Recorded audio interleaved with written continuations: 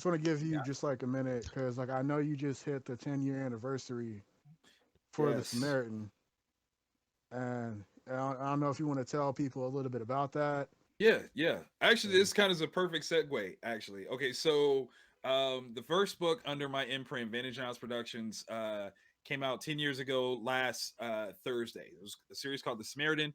You can kind of see a poster over my shoulder for it, and it's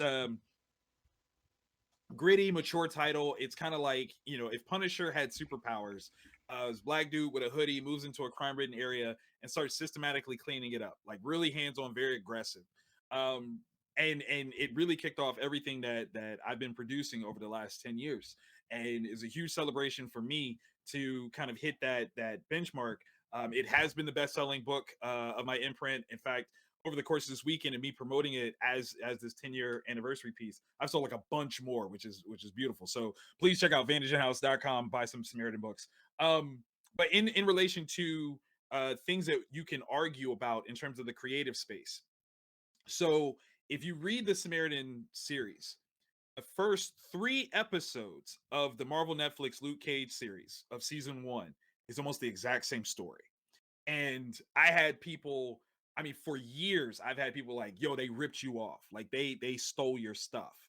And I'm not gonna pretend like I don't see similarities. I absolutely do, 100%. Like I can definitely see it. I had a friend that has connections to either Marvel or Netflix. I won't say which one, but like he pulled me aside, was like, "Yo, I'm not gonna say that somebody definitely used your work, but somebody definitely used your work. Okay, I'm gonna just give you that jewel." And I always tease like there's a hidden shout out to me in episode 2. There's a dude that's getting his hair cut. This is like super random. Yes, I know I'm kind of low key reaching, but this dude is getting his hair cut, and when he leaves, Pops is like, "Good to see you, Vic," or something like that. Or he calls him Victor. And like this character does not exist in the rest of the series. Like he is never referenced. He never comes back to the shop. Dude just disappears. Why did y'all name this dude Victor? I'm saying it's because of that. 100%. Like maybe that's rude, but that's just me. Hey, Hold we that take it. though. We Hold take it. on You to know what I'm that. He's saying? like, I don't know That's what mine. that He's like, is. we take Hey, it. That's mine. I don't here's know what yours. that is. Yeah, exactly. It's All right. yours. Me in the Like, cafeteria. At least throw the But here's the comic in, thing. like have the comic sitting on the table, like somewhere in It's like in the a back. later. Put It's the in the comic back. on the But no, table. now listen, the thing is like the way that I'm talking now, they're like, nah, this dude is a businessman and he would expect a check and he knows. And I'm like, you're right, I would. But here's the thing that I'm not gonna do. I'm not gonna chase you if you borrow, take, steal something of mine. No one idea is my best idea. I will continue to just make more stuff, right? And that's a very difficult move to make as a creative. I know a lot of people that couldn't do that. But here's the benefit that I directly got because of this. Because I never raised a stink, I never went to war with Marvel or Netflix. I actually became friends with different people from the Luke Cage series. So in the Comic Con life, I moderate and I interview celebs. So the first one that I ever met within this spectrum is Mike Coulter himself. I met Luke Cage. If I had raised a stink about any sort of similarities, we could never be in the same room. Like judiciously, it wouldn't be wise for me to be at a show that he's going to be at. So I'd be limiting my own circumstances, and I never could have met him. Not only did I meet him, I moderated for him and had one of the best jokes of all time at his expense. It was fantastic. Let me run it for you real quick because this was Yeah. this was hilarious. Okay, so in 2015, I met Rosario Dawson at a Wizard World Comic Con in Chicago, and we took a picture together, celebrity photo op style. And what was funny was I had on my geeking brand, and I had a new shirt that I had just made, and it was especially soft. So when we go for the picture, we're posing, and I'm expecting to just be like kind of like Kurt, like kind of like, hey, how you doing? But she like leans in and she rubs my chest. It's like, oh, this shirt is real soft. I'm geeking hard, okay?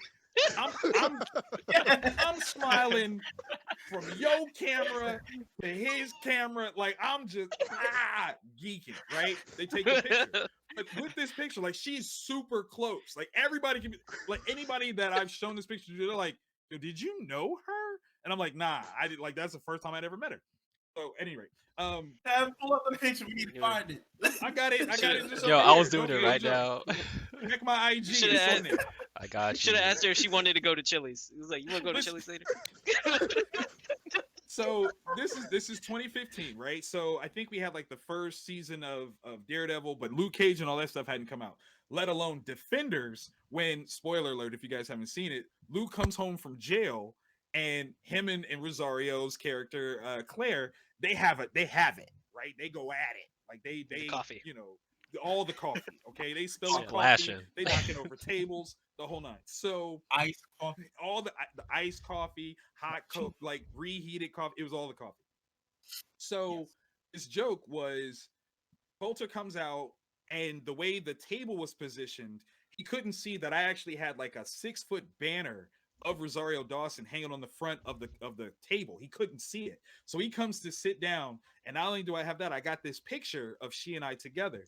And so I'm like, bro, I got a problem with you, man. And he's like, what? I was like, dude, like, how you gonna break up a happy home? And he's like, what are you talking about? And I pull the picture out and I show it to him. And I was like, me and Rosario, we was together, and then you had to come home and get coffee and you do all this. And he starts cracking up laughing, like, oh my God, you are a fool. And I just kept bringing it up. Like every time he would say something like, well, you know, Rosario Dawson was like, you mean, you know, my lady that you just stole from me? At one point, I kid you not, he threatens to FaceTime her like during the panel. He's like, I'll call her right now. I was like, stop playing. That's not funny. Like, listen, you know, we got a trial separation going on. Don't play. Like, that's not funny. But again, my whole point is like, I couldn't have had that fun experience with him if I had raised this ruckus, right? I would be remiss. Like I'd miss out on opportunities myself. Another person that I've met, and I am very, very, like, we are friends, is Theo Rossi. Again, I got to moderate for him a few times, whether that was talking about, you know, Luke Cage, whether it was talking about Sons of Anarchy. If I had raised a stink, we could not be friends. You know, we couldn't hang out. None of these things would work. So I was fortunate enough to have the foresight to say, okay, maybe this is true, but I'ma just chill.